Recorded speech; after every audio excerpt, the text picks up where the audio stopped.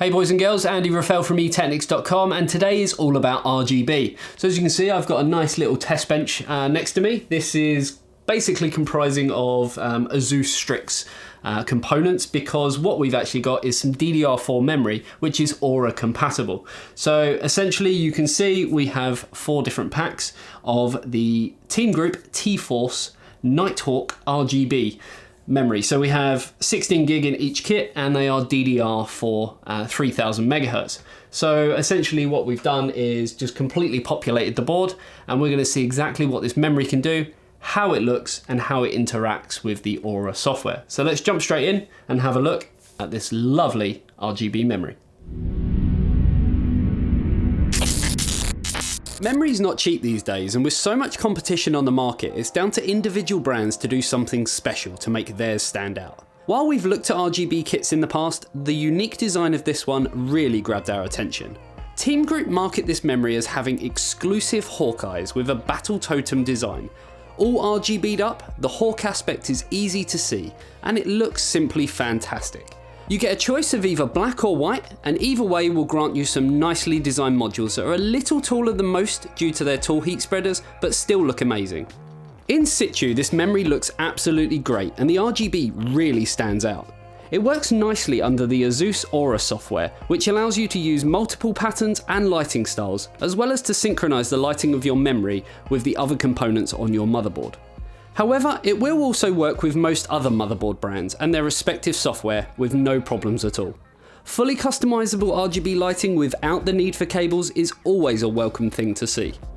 Spec-wise, the Nighthawk runs at 3000 MHz with timings of 16, 18, 18, 38, and operates at a standard 1.35 volts, though the website claims it can run as low as 1.2 volts. As the heat spreader is taller than the module itself due to the unusual design, you could have issues with some coolers fitting nicely on your motherboard. Obviously this depends on your particular cooler. We have a whopping 64GB to test at eTeknix, which came in 4 dual channel kits of 2x8GB each. The Nighthawk RGB supports XMP 2.0 for one-step overclocking. We went a little further and managed to push it to 3400 MHz, whilst keeping the same timings with only a slight increase in the voltages and the memory. We did have to increase the SoC voltage ever so slightly, just to give us that extra stability. In 3D Mark Firestrike, the stock memory performed as expected. When overclocked, the graphics score jumped up a notch, the physics score actually decreased slightly, but the combined score showed a marked improvement due to the overclock.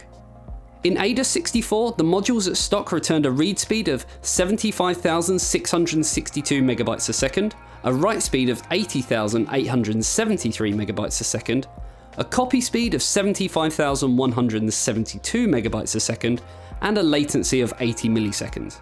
When overclocking, we reached speeds of 82,556, 87,835, and 81,369 respectively.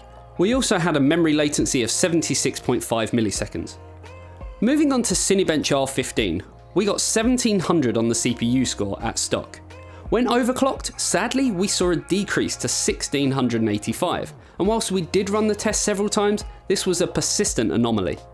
Lastly, in W Prime, stock results across all threads on the 32M test gave us a score of 3.983 seconds, and overclocking saw a slight improvement at 3.893 seconds. Overall, the Nighthawk RGB looks bitchin' cool, and we love the look, though we realise it probably won't be for everyone. At £206 in the UK on Amazon, you're paying around £20 more than competing brands' RGB memory. But this could be down to the relative lack of availability of Team Group products in the UK, which we do hope will change in the future, or it could just be that Hawkeye design comes at a premium. This memory also won the Taiwan Excellence Award, among many others, but in our tests we found the overclocking potential of this capacity of memory to be quite lackluster. While it can be pushed further, as we saw, the gains in performance simply aren't worth the time or possible instability issues that may arise. That being said, stock performance was already very strong, so this isn't a deal breaker for us. The only other downside we can see is that oversized heat spreader. It may possibly cause you some grief depending on the clearance of your CPU cooler, but you do get a lifetime warranty, and again, it does look very, very cool. So there you go, hopefully you enjoyed the video. Obviously, if you're in the market at the moment and you are looking at DDR4 memory, it is quite expensive, but if you're gonna do it, you might as well do it right. And Team Group have definitely got a great product here. It just has some unique features that other memory potentially doesn't have. So for instance, instead of having cables and wires and connectors coming out of the memory, you just simply put it into the board and off you go. Now it is Aura compatible, so that is a Zeus, but you can put this memory into other boards. We've used it in an MSI board and it seems to function absolutely fine, and the colors on it still look fantastic. If you do want the rainbow cycling, you can just put it in and off you go. But if you want to change it and customize it to something that you specifically want for your system, that's when you go through the Zeus software and just tweak it to how you want. Obviously it comes in kits of 16 gigs, so if you don't want 64 like we've got here today, then you can just buy an individual kit. And pricing at the moment, as I say, is quite expensive, but it is very competitive compared to some of the other brands on the market. If you did enjoy this video, remember to subscribe to get great video content like this directly to your inbox. Remember to give us a thumbs up, comment below, and we'll see you in the next video. See you later.